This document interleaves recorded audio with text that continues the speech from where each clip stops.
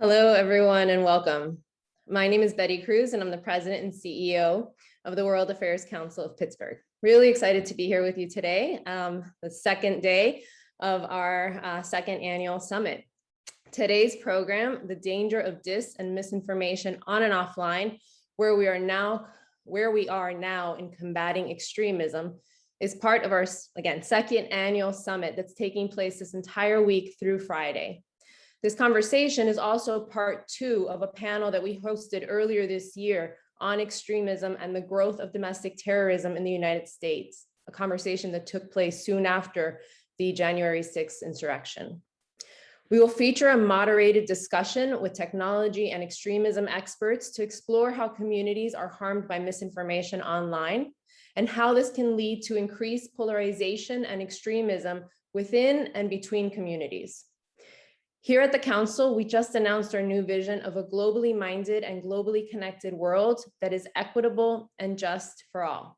And we know we can't do this without our partners, whose collaboration today and beyond widens our audience and pushes us to spark bold thoughts.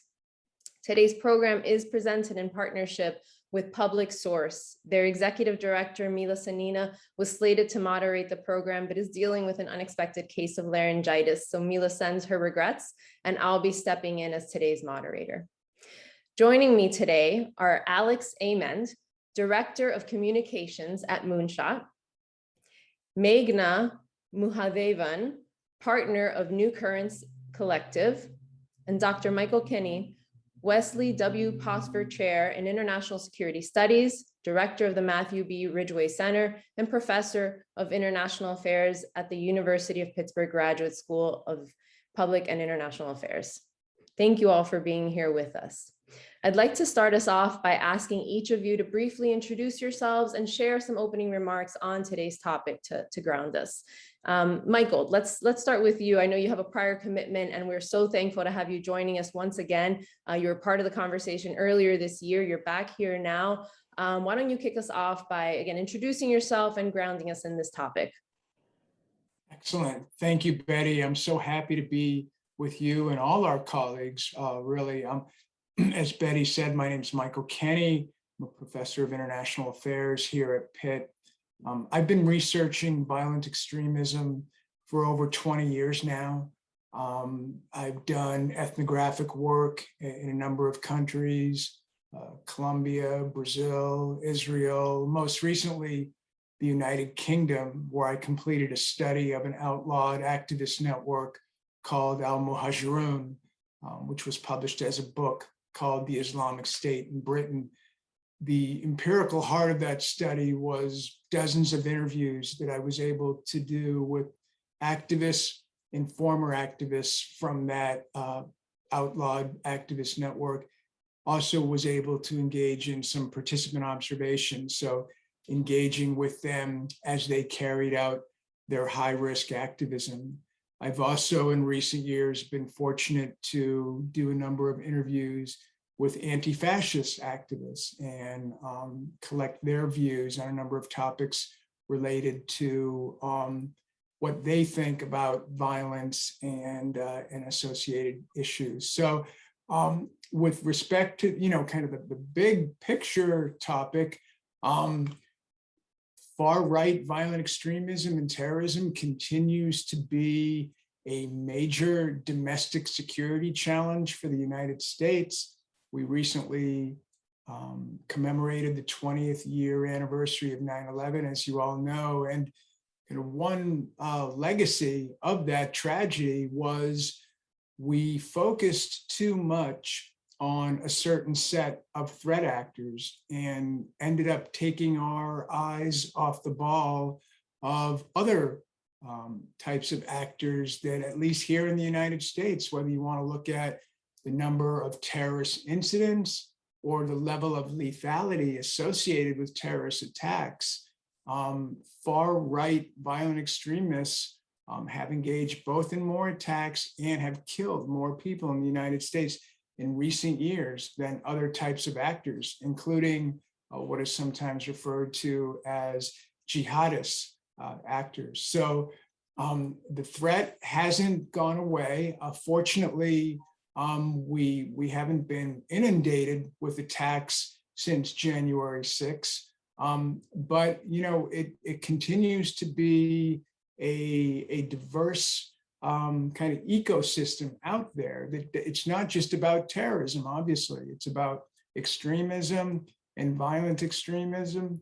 And it's about the way that people build community, the way they try to establish their identities, the way they seek to find a sense of meaning in their lives. And I did want to mention that because we often focus on the negative aspects of these types of violent extremism. But for the people who participate in these activities, whether you're talking about al-Muhajirun activists, or people who are involved in the Proud Boys, or anything in between, it's often for them a search for meaning, a search for community.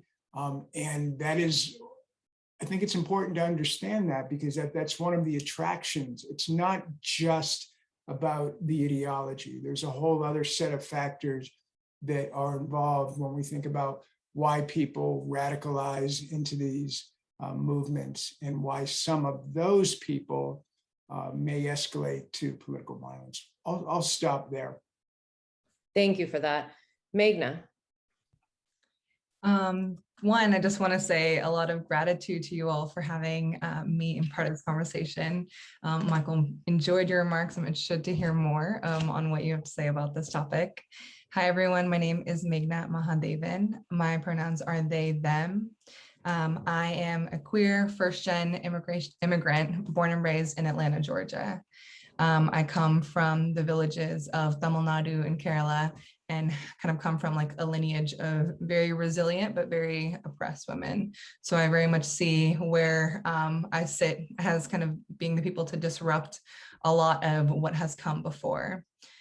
So because of that, I have a very strong some may call it obsession, compulsion, or desire and need to bring justice to our people and my communities. I have a degree in engineering, and I thought the best way to actually address a lot of these social justice issues was to go to the heart of where a lot of the change is happening, which is working in tech. So I started out my career actually working at Google. I worked at Snap, I worked at Facebook, and was actually at Facebook during the 2016 election while living in Oakland, California. And being there during the election is where I was really able to see firsthand the level of ignorance that comes to acknowledging and understanding how these massive players affect the way that our society moves and influence the way that we interact with one another. I was meanwhile doing a lot of organizing on the ground in underground queer spaces, in housing rights spaces, and had to depart from Silicon Valley as I just more and more deeply understood the impact that it has in terms of gentrification, in terms of technological impact, et cetera, on the people that I care about. I moved into doing some anti-gentrification work, and then ultimately went to United We Dream for the 2020 election, where I was leading our disinformation defense efforts that were usually or mostly grounded in WhatsApp organizing. So a lot of like immigrant organizing for Spanish speakers, for multi-generational Latinx folks, for youth Latinx folks, and trying to really counter the effects that disinformation has on voting power and the power of the Latinx community. I then moved into starting our company, New Currents Collective, with my business partner, Adriana Reina.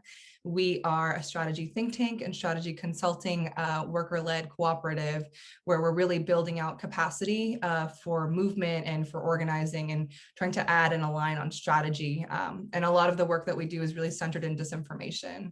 So I've spent the past almost 8 months organizing with the Disinfo Defense League, which is a coalition of over 200 organizations centered on racialized disinformation and the impact that disinformation has on communities of color.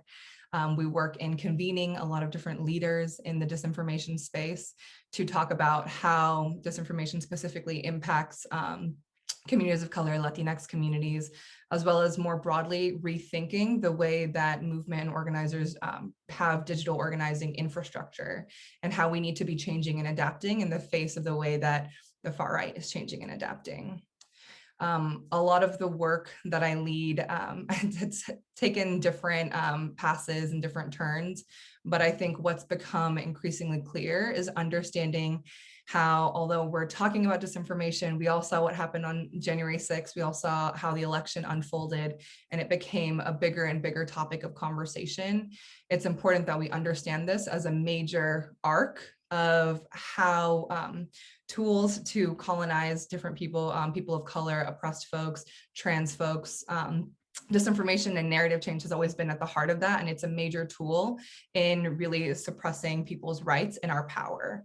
And so all of the work that we lead with disinformation, we also see it in a larger arc of the history of racialized propaganda, how that was at the beginning of the creation of slavery, the emancipation of slavery, the instigation of the Civil War, and onward. And it's important that we see, although the tools are changing, this instance of what's happening and this method of control has always existed, and it's important that we organize as such. Thanks for that. Alex. Thank you, Betty, and thanks to my fellow panelists who've already said really amazing stuff that I will also hope to try and touch on. But hey, everybody, Alex Amon, he, him. I'm actually based in New Mexico on Picaris Pueblo people's land. And Moonshot is a company, tech company dedicated to ending online harms. And at our core is using evidence, guided by ethics, and focused on advancing human rights. Before Moonshot, I investigated and have written quite a bit about the evolving response of the far right to the climate crisis. And this was a confluence of my previous experience. I worked at the Southern Poverty Law Center for 5 years. I was the research director there, leading a team of analysts and investigators who were tracking what was an explosion of far right activity in the United States. And from there, I went to the Sierra Club, working on the Beyond Coal campaign, which is one of the more effective anti-carbon pollution campaigns in the last 20 years. First, I just want to tell you a little bit about Moonshot, and that we're a tech company, as I mentioned, and we work with governments, tech companies, community organizations to respond to violent extremism and other online harms, which is a term much more in circulation in the UK, where we are headquartered in London. But that includes disinformation, and we focus on intervening and reaching directly audiences that we consider at risk.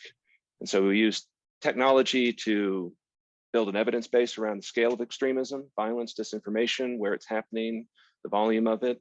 And then I think what distinguishes us from so many other kind of analysis companies is that we do run campaigns to engage. We run targeted programs, reaching directly out to audiences who are engaging with extremist content online.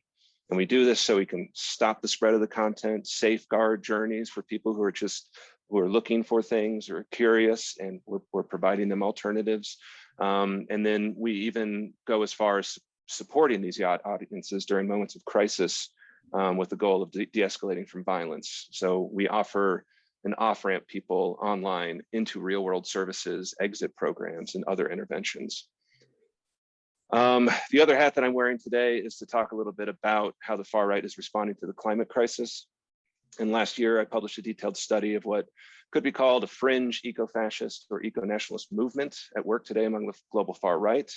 And my thesis was broadly that the single most important concept of far right organizing today is the prediction of majority and minority populations in the US and Europe. And this is something that is conspiratorially framed by the movement as the Great Replacement.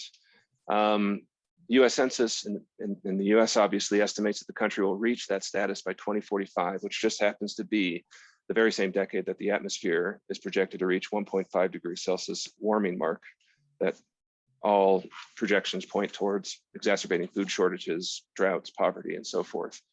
And that these two converging trends are like, we're likely to see more acts of violence, state-sanctioned individual committed in the name of environmentalism by far-right actors. And so what I focused on is a fringe movement, but even within that far right, even within the far right is fringe, but it's deadly. This includes both the mass murderers in Christchurch and El Paso. Both of them tried to explain their murderous actions as a defense of the environment. And this is a vision that blames the most vulnerable, the most dispossessed for environmental degradation.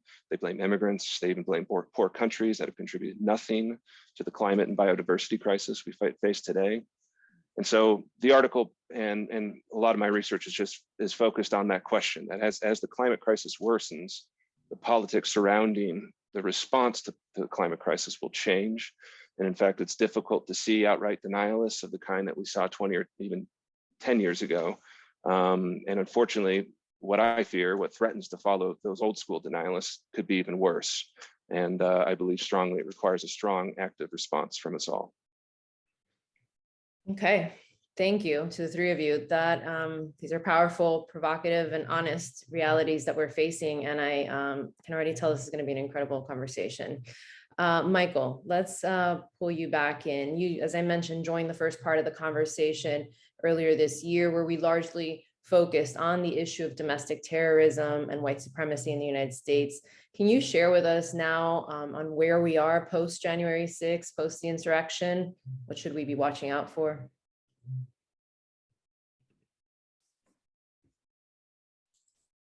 Absolutely, Betty. Thank you for the question. Well, since the January 6th insurrection, there have been, a number of law enforcement investigations, and several hundred people were arrested for their participation in the insurrection. About a little over 600, about 654 people have been charged with a variety of crimes. Many of these investigations are ongoing. Some people have pleaded guilty to misdemeanors. Other cases will soon be going to trial. Despite all that law enforcement activity, there's still plenty of hate speech and disinformation that is spreading online. The focus of the narrative has changed somewhat in recent months, become a little less about the election and voter fraud, although those are still themes, and more about restrictions to our supposed liberty from the pandemic, or efforts, health efforts to deal with the pandemic. Anti-vaccination has become a huge theme in this discourse. So the messages are still circulating. They're still influencing people. People are still at home, accessing the internet and getting pretty charged up. And so online radicalization is real. This is a challenge that we will continue to confront, not just in the United States, but globally as well. Can you dig in a bit more into that point, that correlation, if there's any, between the domestic issues with extremism that we're facing in this country and what's happening globally? Well, obviously the internet is not limited to national borders. I mean, it's a global tool, and the information that circulates through the massive social media companies and other platforms is available to people, whether they live in Canberra, Australia, Oslo, Norway, or Pittsburgh, Pennsylvania. And all three of those locations were the site in recent years of some pretty devastating acts of political violence. And the perpetrators of those horrific crimes and acts of political violence, they use the internet to not just radicalize, but in some cases actually acquire information that they use to carry out their attacks. So this is not just an American phenomenon. It is very much a global phenomenon that many countries are struggling to deal with right now. Thank you, Michael. Alex, you began to touch on the intersection between extremism and climate action. Can you go a little bit deeper in what you're seeing there? Yeah, I'm seeing actually quite a bit what Michael is describing in these communities as well. That right now, much of the discourse is focused around COVID-19 and the alleged, federal clampdown and the mandates around vaccinations and so on and so forth. And that's a kind of characteristic of these subgroups, subcultures within the larger far right. They're, fluid. They flit from, obsession to obsession, and that is definitely a main, tributary of discourse currently. However, the ones that are more organized around, again, this idea of the environment being something essential to white identity, or just something under threat by mostly people of color and immigrants, they still are talking quite a bit about that, and they don't buy into and subscribe to how we might talk about what is, the contributors to the climate crisis that we're facing. They largely believe that, clean energy technology is a hoax or is, a corporate scam. But what they want to do, and it kind of relates, I think, to the, aftermath of January 6th, is that they envision, and this is something we've seen in the United States before, breaking off, going off grid, creating self-contained communities in places, buying land and being outside of the system. And there's a history, like I mentioned here in the States, of, white supremacist compounds in the Midwest and the Pacific Northwest. And so, yeah, it's scary. I think that, I can't emphasize enough how fringe it is still. But another, scary thing that I do worry about is that, with COVID, a certain type of mass death with this virus kind of displaced, with all the public health lockdowns and so on and so forth, this mass death that was really starting to speed up with far right attacks, and that, so-called soft targets, movie theaters, schools, all these things have been, closed for almost 2 years now, or not open as much as they once were.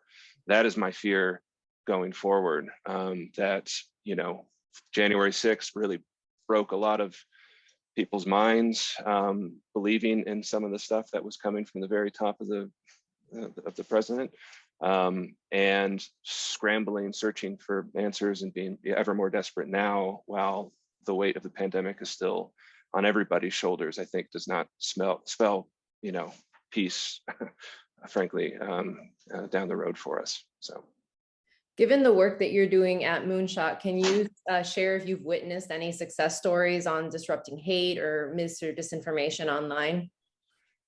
Definitely. So we have, since January 6th and in the run up to it, because we saw what was coming, and we allocated a lot of resources to it ahead of time, ran campaigns. We target people who are searching. This is all anonymous data, by the way.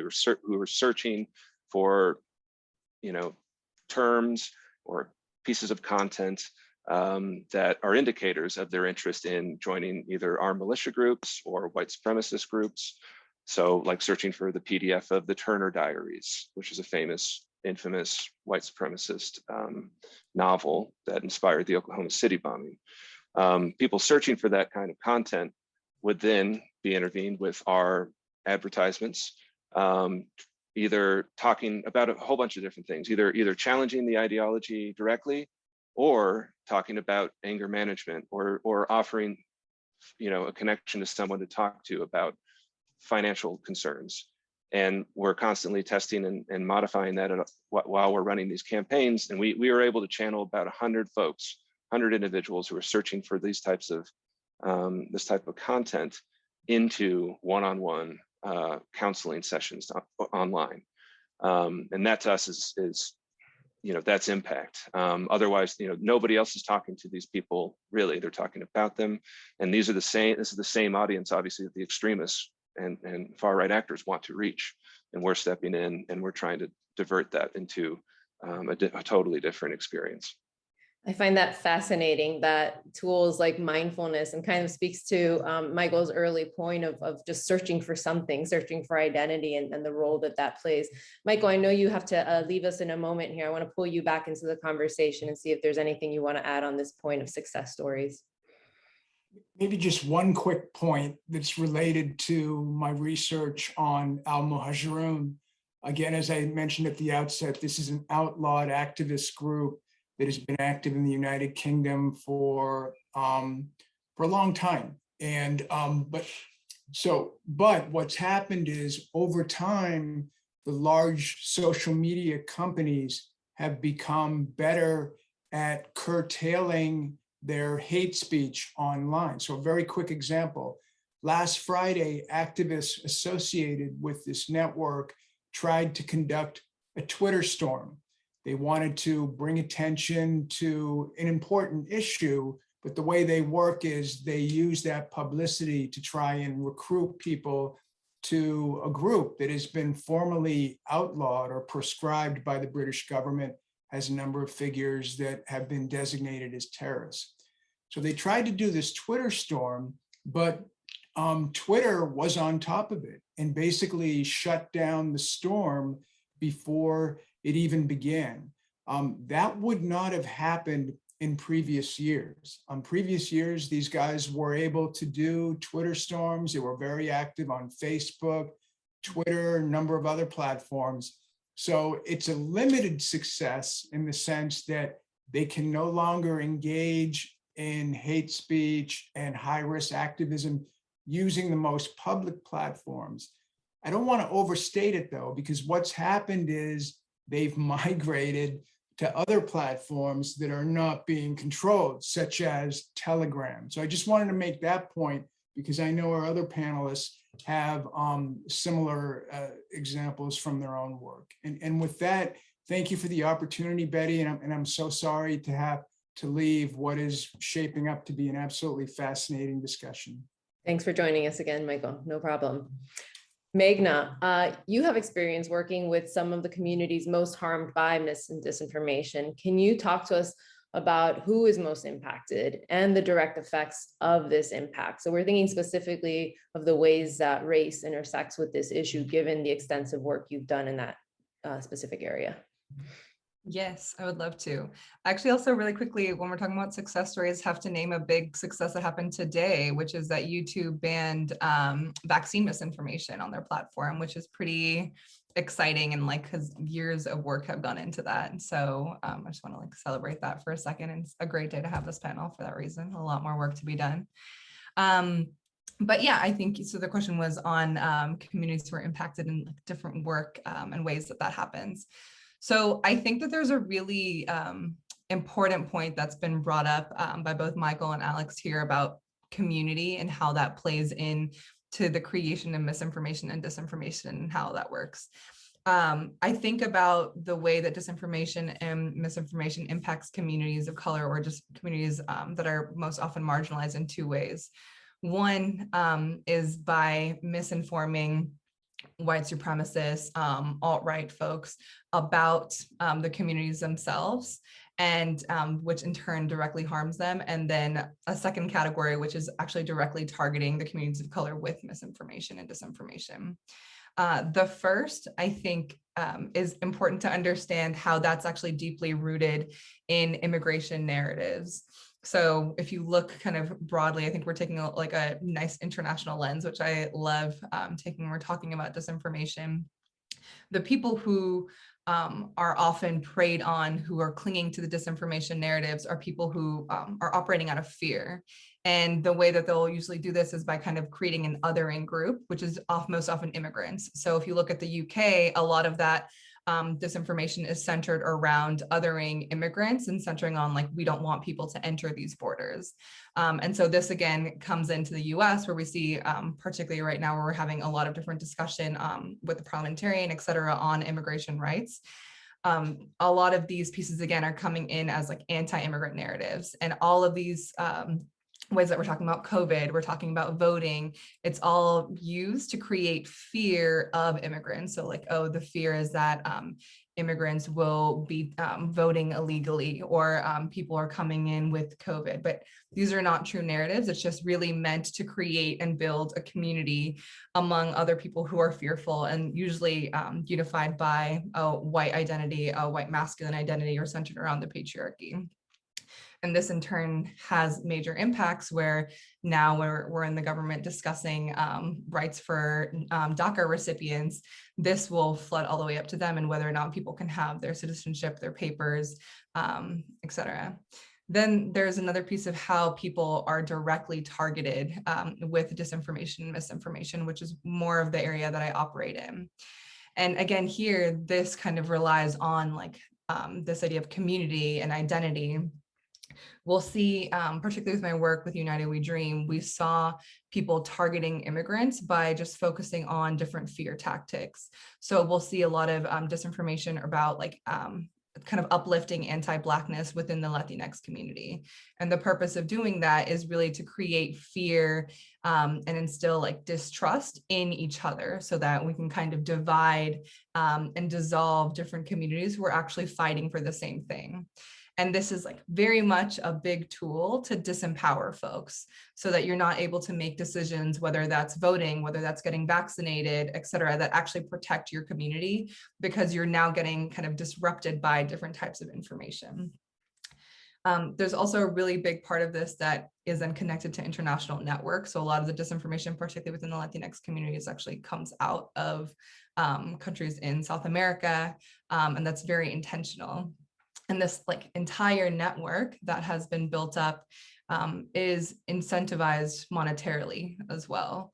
So there's a lot of money in misinformation and disinformation. So I'm actually kind of pretty shocked that YouTube actually passed this effort to ban vaccine misinformation, because there's so much money in just like the clicking of articles, the different spaces that you get, the way that the algorithm is created in order to generate income for these folks. So with that and everything that you've shared, and Alex, I'd like to also bring you in to have a conversation with the two of you. How do you both see the role of big tech evolving? What are the responsibilities of individuals, governments, and platforms like YouTube, like Twitter, like Facebook, in combating mis and disinformation? So I think the role as it's evolving, it's important to think about just the overall structure of how this is incentivized, right? So the entire, honestly, all the odds are against us, right? So the system and like the algorithm really rewards white supremacist conversation. It rewards disinformation. If you see a flashy title that says something ridiculous, it's much more convincing to click it. So a lot of this infrastructure is really built not in our favor. And what that means is that we need to be thinking also about the incentivization underneath the platforms. I hope that Facebook and Google and all of these companies are making major efforts. I mean, this year we had the first hearing on disinformation with tech platforms where they had to really answer to the impact of what's happening. But at the end of the day, they're not really incentivized to do so. And so I think that, I mean, their role is growing. The algorithm is quickly shape-shifting and changing. The tech platforms are shape-shifting and changing. I think like the role itself is probably growing larger in how people are receiving information. They're cannibalizing a lot of local news platforms. But in order to actually address it, I think it takes a lot of us working outside of the system. Yeah, I agree with much of that. I think that, I mean, yeah, amazing the news today that YouTube is going to ban. We'll have to see, you know, how successful that is, because something that we've seen time and time again, and something that Michael touched on, right, is that you are able to, you know, deplatform somebody here, like a node of hate and extremism or disinformation, and they are savvy enough, and if they have that money coming in that Magna mentioned, you know, they can quickly jump ship to somewhere else and still reach a very large audience. And that, is a story. I mean, it's something that Moonshot really believes in, that Facebook, the big tech companies need to be doing a lot more. And they only seem to ever do very much in the wake of, Christchurch or Charlottesville, or, the pandemic, where, again, people who are unvaccinated right now are dying at worse rates of the entire pandemic. Okay, now we'll do something. But for, again, those nodes, those influencers, they are savvy enough to move around. And that is the story too of something that I studied at the SPLC. We had our hands on the entire history, Gab account of the killer who attacked Tree of Life 3 years ago. And that was on Gab, an alternative platform. This was after, Facebook and after Twitter, made some moves after Charlottesville to kick out some of these influencers off those platforms. They coalesced around Gab, and there created this much smaller community, but there was radicalization going on 24/7, and it's still a hotspot for that. And so that's, yeah, I subscribe to Magna's,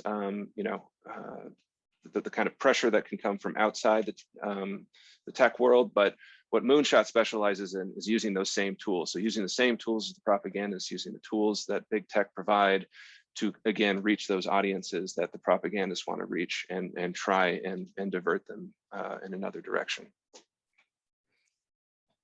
Thank you both for that. And that's exactly right, Alex. We're coming up October 27th, the 3-year anniversary of Tree of Life. Now, in this work that is so complicated and present and urgent, and in this world where reason and truth are endangered and misinformation and disinformation travels everywhere and in targeted ways, can you both speak to what scares you? You've touched on this a little bit, but if we can go a little bit more into the depth of that, and I want to then flip it into what gives you hope. But really, if you want to unpack for our audience, as you have, maybe go a little bit deeper on what scares you, and then we can come back to the hope part. I hope there's hope, right? Magna, would you like to get us going? Yeah, I can kick us off. Yeah, what scares us? It's funny that you asked this question, because I recently listened to a radio show. I had someone had interviewed me like last November or December, and I just listened to it recently, and I was actually talking about planning in case of like what exactly happened on January 6th.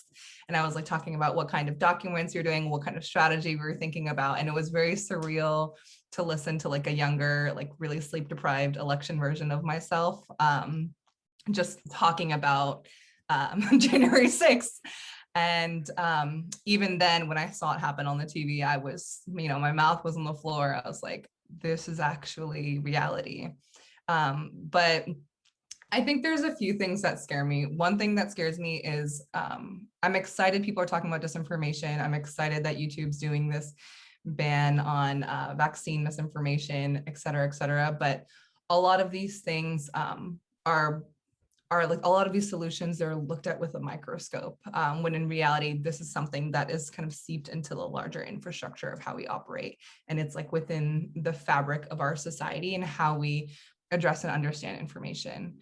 I love, Alex, that you're doing this like one-on-one coaching, because I think that a lot of what it takes is like really like building community within different folks, within people, so people aren't so isolated that they're like reaching out to conspiracies to understand what's happening.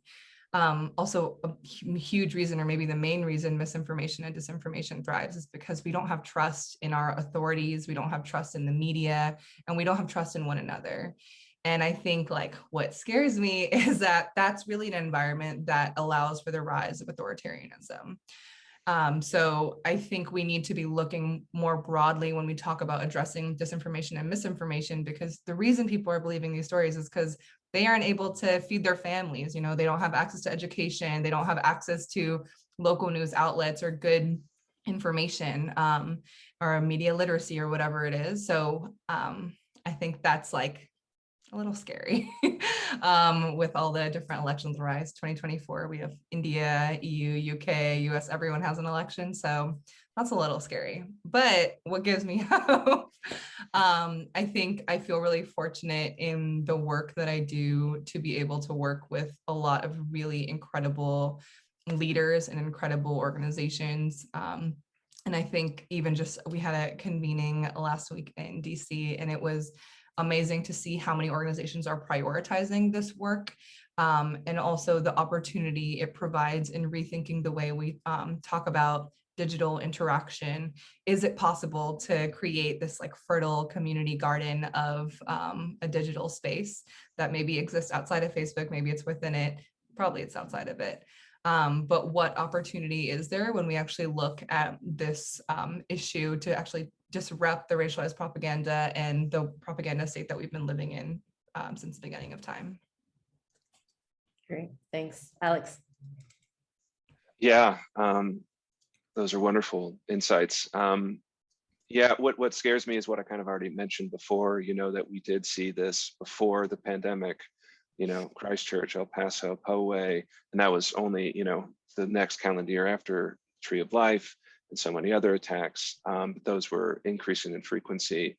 I fear that, yeah, when society struggles to turn back to normal, that attacks might also come back with it.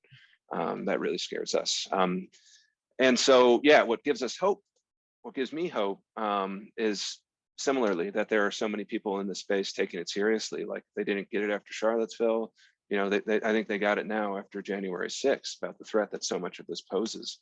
And so there's no more kind of downplaying it, I think. And that I think that will steel people's spines to really do some hard work to counteract this movement, counteract the exploitation of these tech platforms, and bring it down and really make an impact on the ability of extremist groups to organize online.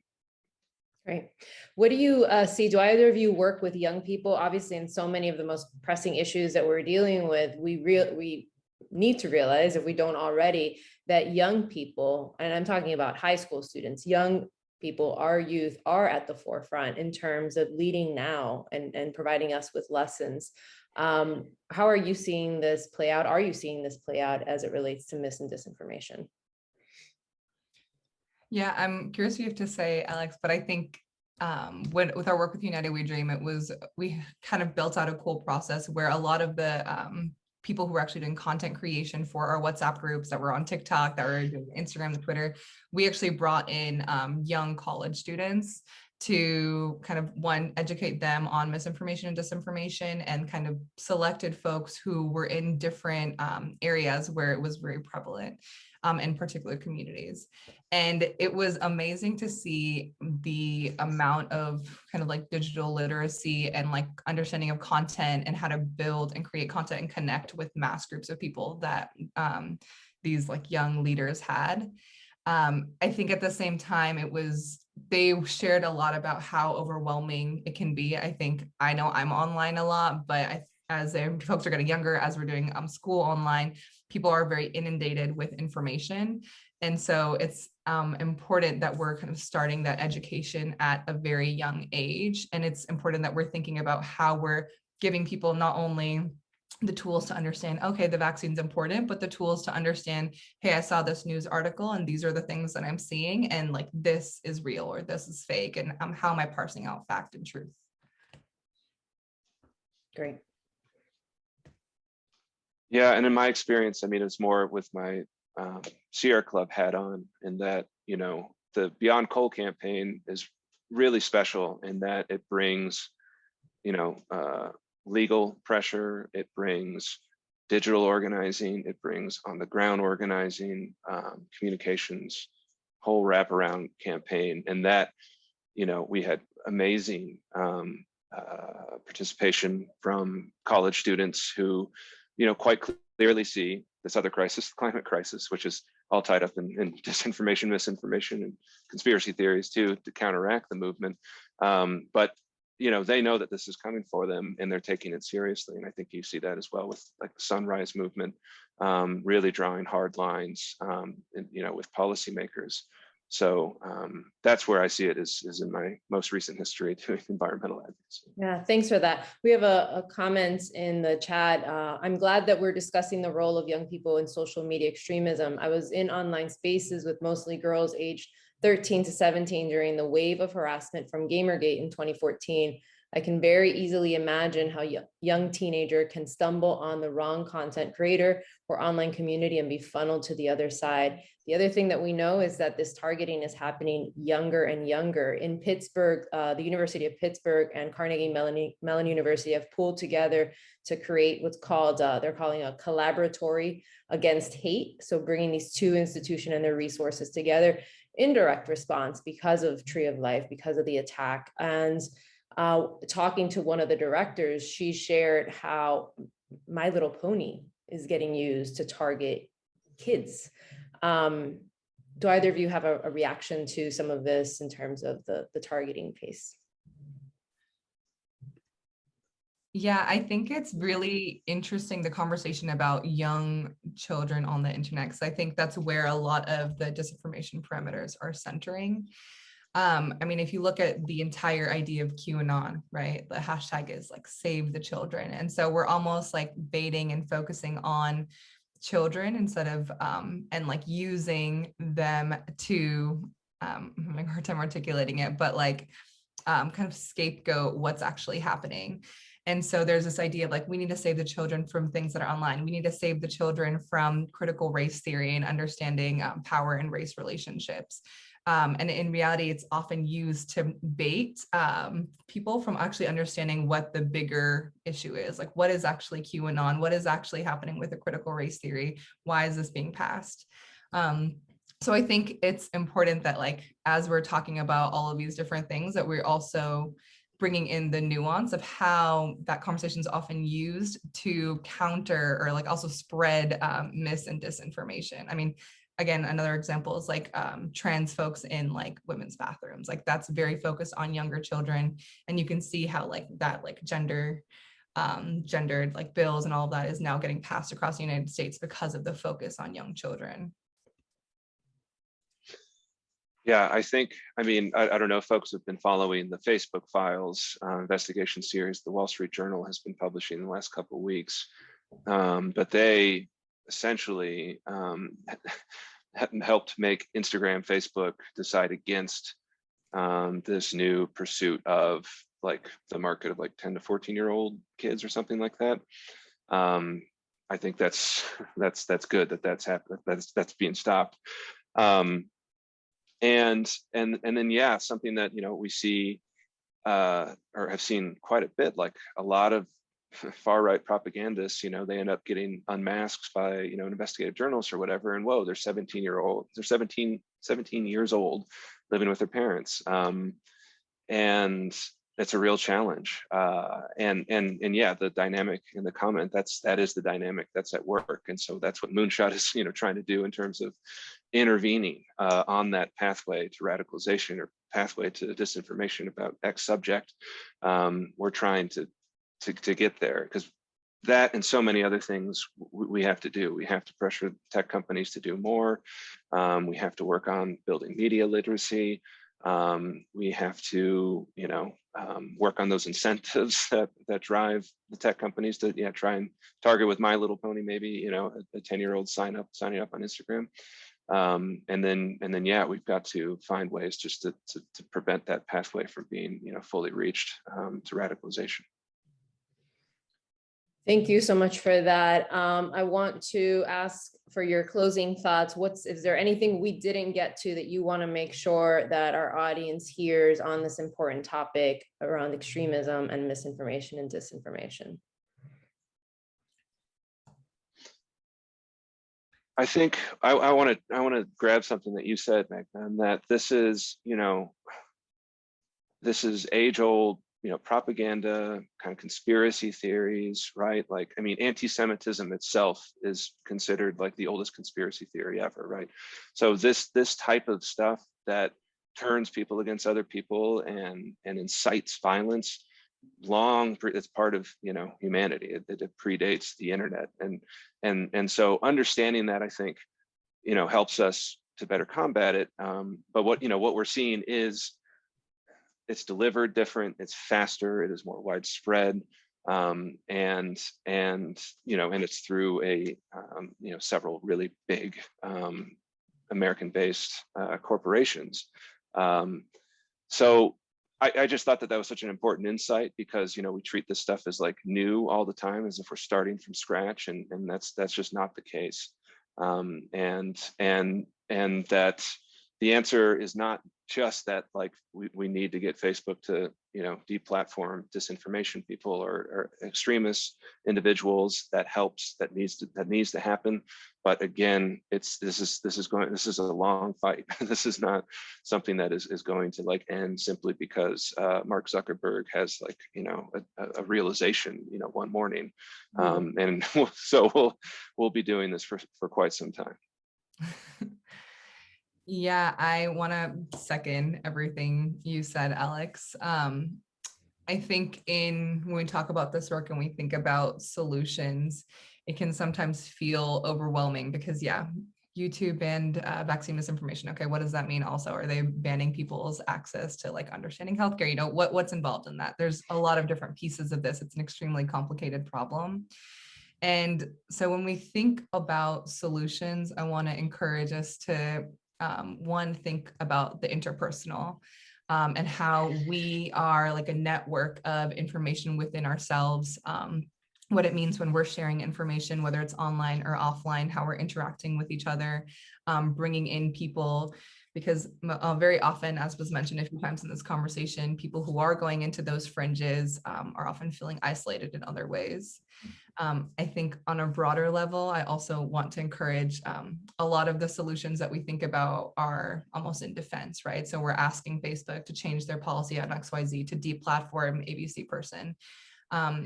At the same time, we need to be building new systems of interacting, of sharing information, of really power building through information for each other in a place where we're able to make decisions that are empowered, that are free from manipulation, and that actually truly advocate for our communities and our loved ones. Thank you both so much for this important conversation. We could go on, but we're going to bring it to a close there. Again, Meghna with New Currents Collective, Alex with Moonshot, doing incredible work.